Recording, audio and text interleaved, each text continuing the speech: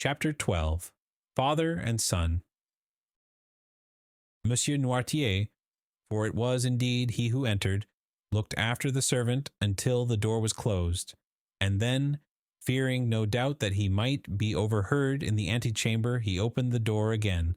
Nor was the precaution useless, as appeared from the rapid retreat of Germain, who proved that he was not exempt from the sin which ruined our first parents.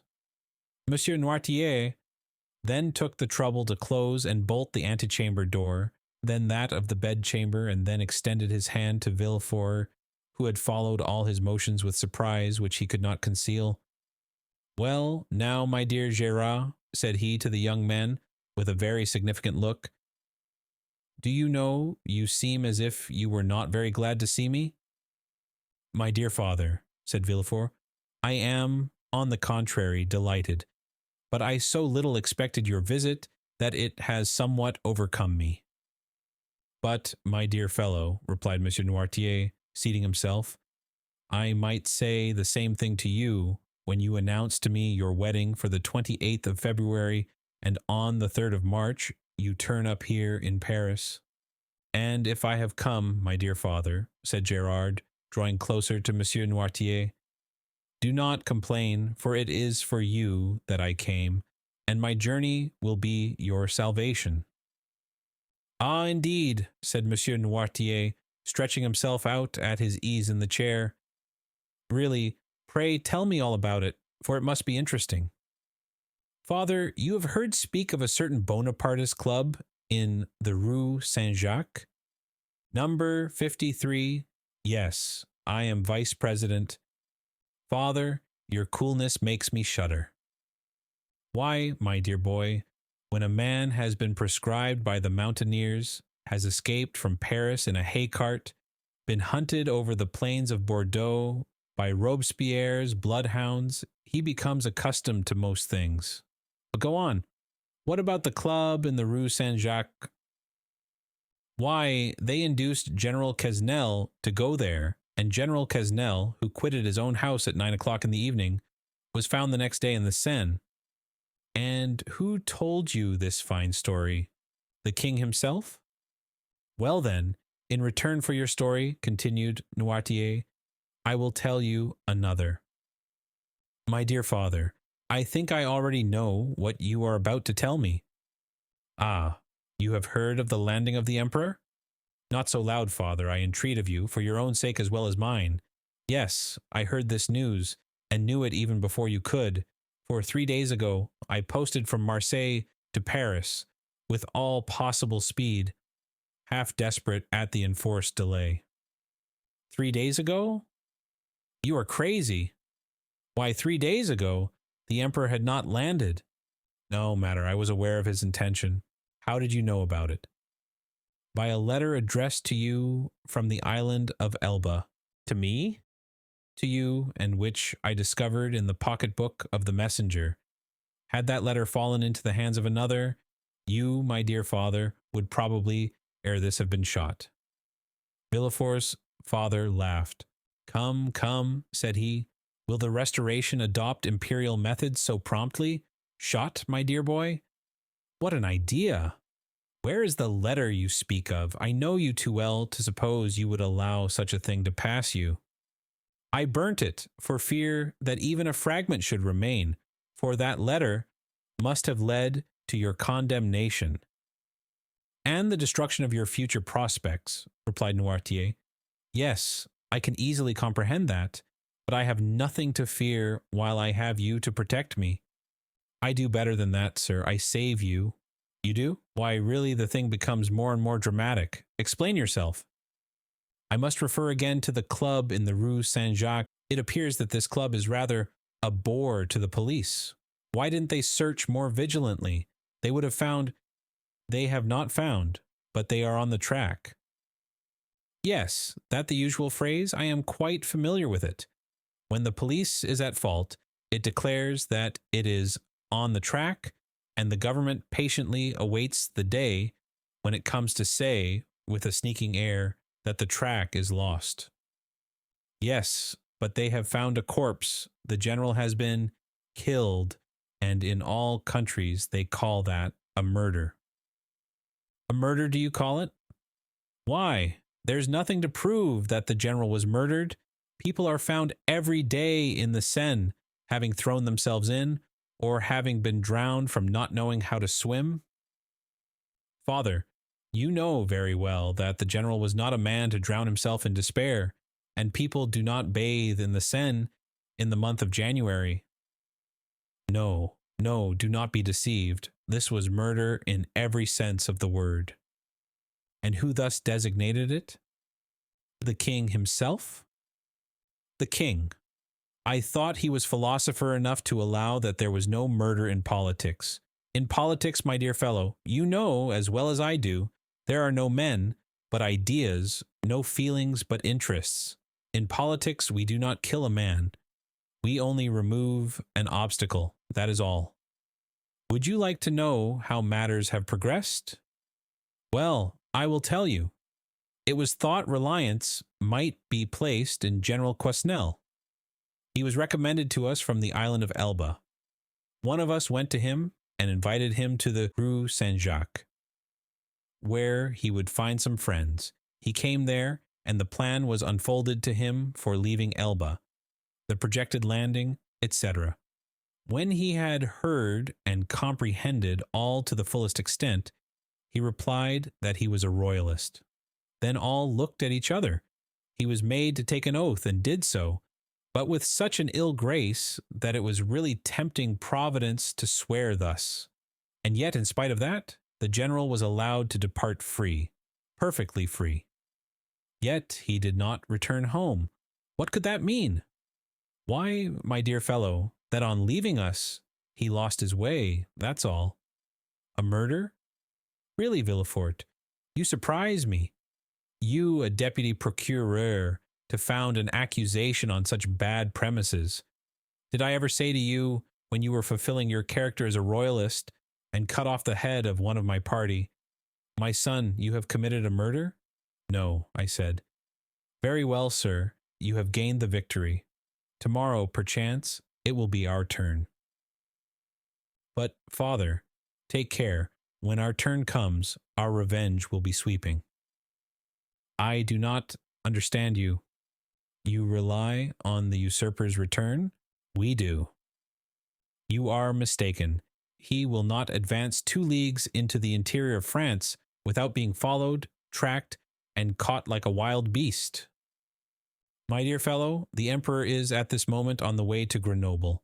On the 10th or 12th he will be at Lyons, and on the 20th or 25th at Paris. The people will rise. Yes, to go and meet him. He has but a handful of men with him, and armies will be dispatched against him. Yes, to escort him into the capital. Really, my dear Gerard, you are but a child. You think yourself well informed because the telegraph has told you 3 days after the landing, the usurper has landed at Cannes with several men. He is pursued. But where is he? What is he doing? You do not know at all, and in this way they will chase him to Paris without drawing a trigger. Grenoble and Lyons are faithful cities, and will oppose to him an impassable barrier. Grenoble will open her gates to him with enthusiasm. All Lyons will hasten to welcome him. Believe me, we are as well informed as you, and our police are as good as your own. Would you like a proof of it? Well, you wished to conceal your journey from me, and yet I knew of your arrival half an hour after you had passed the barrier. You gave your direction to no one but your postilion, yet I have your address, and in proof I am here the very instant you are going to sit at table. Ring then, if you please, for a second knife, fork, and plate, and we will dine together. Indeed, replied Villefort, looking at his father with astonishment, you really do seem very well informed. Eh? The thing is simple enough. You, who are in power, have only the means that money produces. We, who are in expectation, have those which devotion prompts. Devotion, said Villefort with a sneer. Yes, devotion, for that is, I believe, the phrase for hopeful ambition, and Villefort's father extended his hand to the bell rope to summon the servant whom his son had not called. Villefort caught his arm. "Wait, my dear father," said the young man. "One word more. Say on. However stupid the royalist police may be, they do know one terrible thing." "What is that?" "The description of the man who, on the morning of the day when General Quesnel disappeared, presented himself at his house." "Oh, the admirable police have found that out, have they? And what may be that description?" "Dark complexion, hair, eyebrows, and whiskers black, blue frock coat, buttoned up to the chin, rosette of an officer of the Legion of Honor in his buttonhole, a hat with wide brim, and a cane." "Aha, that's it, is it?" said Noirtier. "And why, then, have they not laid hands on him?" "Because yesterday, or the day before, they lost sight of him at the corner of the Rue Coq-Héron." "Didn't I say that your police were good for nothing?" "Yes, but they may catch him yet." "True," said Noirtier, looking carelessly around him. "True, if this person were not on his guard, as he is." And he added with a smile, "He will consequently make a few changes in his personal appearance." At these words he rose, and put off his frock coat and cravat, went towards a table on which lay his son's toilet articles, lathered his face, took a razor, and, with a firm hand, cut off the compromising whiskers. Villefort watched him with alarm not devoid of admiration. His whiskers cut off, Noirtier gave another turn to his hair, took instead of his black cravat a colored neckerchief, which lay at the top of an open portmanteau, put on, in lieu of his blue and high-buttoned frock coat, a coat of Villefort's of dark brown, and cut away in front, tried on before the glass a narrow-brimmed hat of his son's, which appeared to fit him perfectly, and, leaving his cane in the corner where he had deposited it, he took up a small bamboo switch, cut the air with it once or twice, and walked about with that easy swagger which was one of his principal characteristics. "Well," he said, turning towards his wondering son when this disguise was completed, "well, do you think your police will recognize me now?" "No, father," stammered Villefort. "At least, I hope not." "And now, my dear boy," continued Noirtier, "I rely on your prudence to remove all the things which I leave in your care." "Oh, rely on me," said Villefort. "Yes, yes.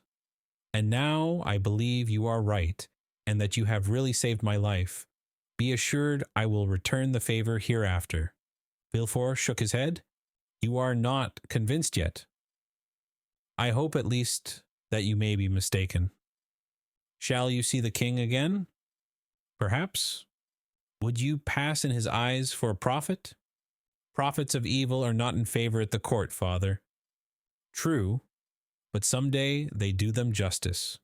And supposing a second restoration, you would then pass for a great man?" "Well, what should I say to the king?" "Say this to him: Sire, you are deceived as to the feeling in France, as to the opinions of the towns and the prejudices of the army.